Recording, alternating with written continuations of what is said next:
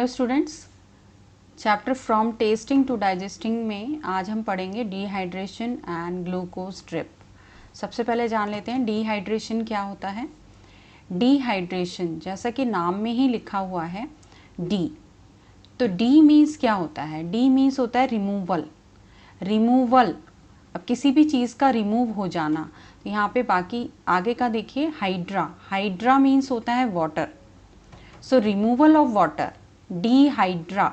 Dehydra means removal of water. So dehydration means removal of water.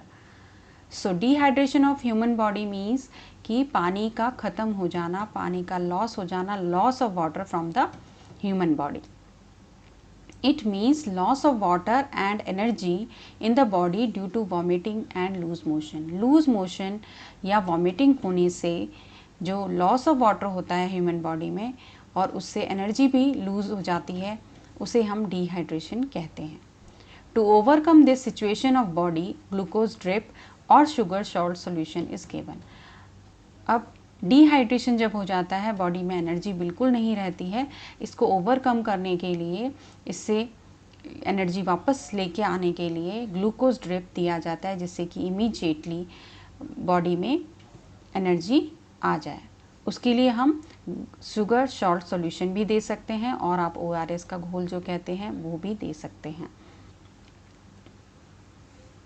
Now glucose drip. Glucose drip क्या है? Glucose is a sugar which provides energy for the body. एक तरह का sugar है जिससे body में energy मिलती है और ये पेशेंट को प्रोवाइड किया जाता है when he is hydrated.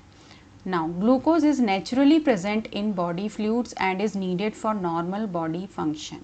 Glucose हमारी बॉडी में होता है, बॉडी फ्लूइड्स में, और ये नॉर्मल बॉडी फंक्शन के लिए ग्लूकोज बहुत ज़रूरी होता है। Glucose drip is given for quick strength without eating.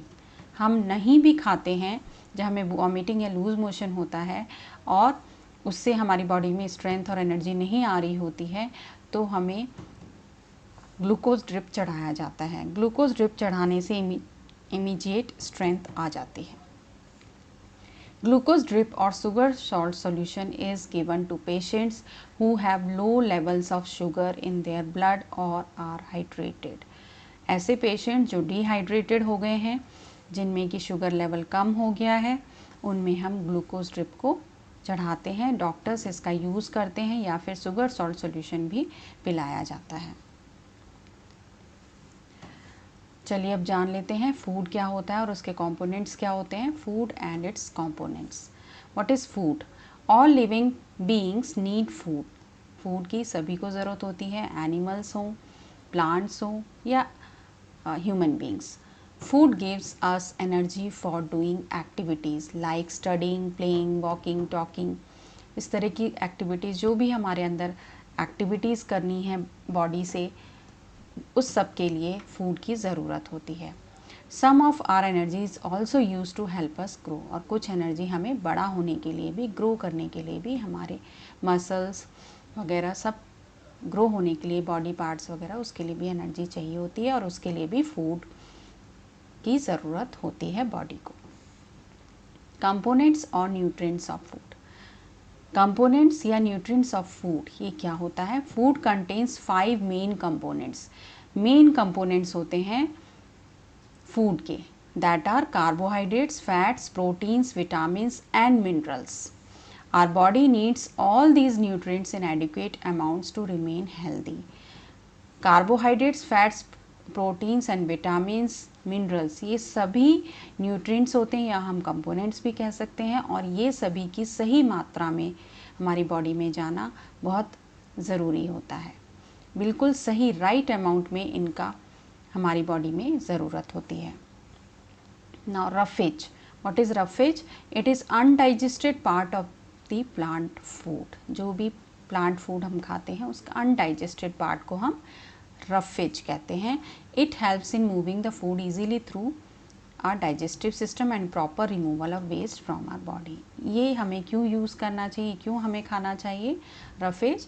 हमारी बॉडी में डाइजेस्टिव सिस्टम इजीली काम कर पाए, डाइजेस्ट हो पाए खाना, और हमारा वेस्ट इजीली रिमूव हो पाए, उसके लिए हमें रफेज का खाना बहुत ज़्यादा ज़रूरी है। सोर्सेज ऑफ रफेज, रफेज का सोर्सेज क्या हैं? हमें रफेज कहाँ से मिलता है? सीरियल से, अनाज, फ्रेश वेजिटेबल्स, फ्रूट्स हो सकते हैं जो हमें बहुत ज़्यादा खाने चाहिए, सैलड्स खाना चाहिए, इन सभी से हमें रफेज मिलता है। नेक्स्ट वाटर, वाटर हमें बहुत पीना चाहिए। It is also very important part of our diet. हमें वाटर ज़्यादा से ज़्यादा पीना चाहिए। Our body needs water for all its function, जो भी हमारे फंक्शंस होते हैं बॉडी में, उन सभी के लिए पानी की ज़रूरत होती है। We should drink plenty of water every day, बहुत सारा पानी हमें पीना चाहिए। चलिए अब देखते हैं जो हमारे कंपोनेंट्स हैं या न्यूट्रिएंट्स हैं फूड के, उनके फंक्शन क्या होते हैं और उनके सोर्सेज कहाँ से हमें वो न्यूट्रिएंट्स मिलते हैं, हमें क्या खाना चाहिए। सबसे पहले देख लेते हैं कार्बोहाइड्रेट्स।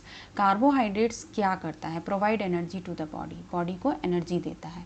और ये हमें कहाँ से मिल सकते हैं? Bread, rice, wheat, fruits, sugar, potato, corn, इस तरह की चीज़ों से हमें कार्बोहाइड्रेट्स न्यूट्रिएंट मिल सकता है। नाउ फैट्स, फैट्स कहाँ से मिलता है? Provide energy to the body, ये हमारी बॉडी को एनर्जी देता है। और मिलता कहाँ से है? Meat, vegetable oil, milk, butter, cheese, घी, क्रीम, ड्राई फ्रूट्स, इन सभी से हमें फैट्स मिलते हैं।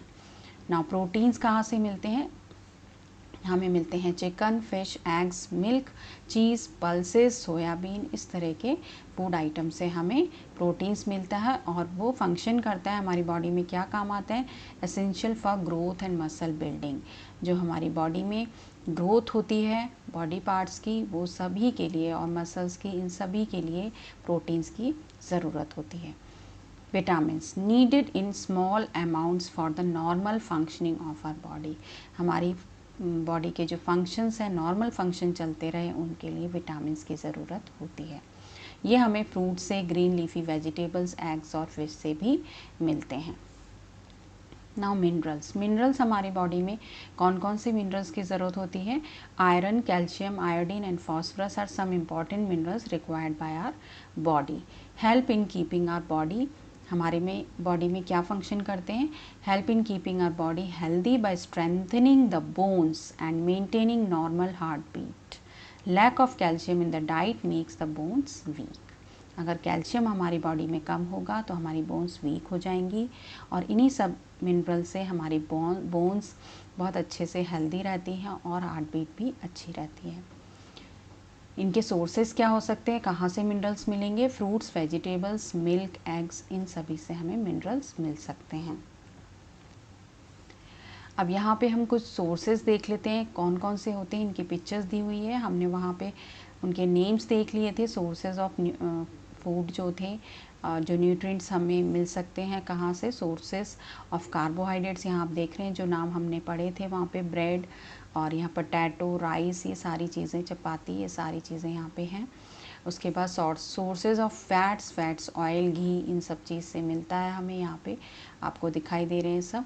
नेक्स्ट यहाँ पे प्रोटीन्स का भी दिखाई दे रहा है आपको, मिल्क, एग वगैरह है सारा, फिश भी है, तो इन सभी से हमें प्रोटीन्स मिलता है। विटामिन्स आपको दिख रहा है यहाँ पे, फ्रूट्स एंड वेजिटेबल्स हैं, इन सभी से हमें विटामिन्स मिलते हैं। एंड मिनरल्स आप यहाँ देख रहे हैं, आयोडीन मिल सकता है, आयोडाइज सॉल्ट जो होता है, या मिल्क, इन सभी से आपको मिनरल्स मिल सकते हैं।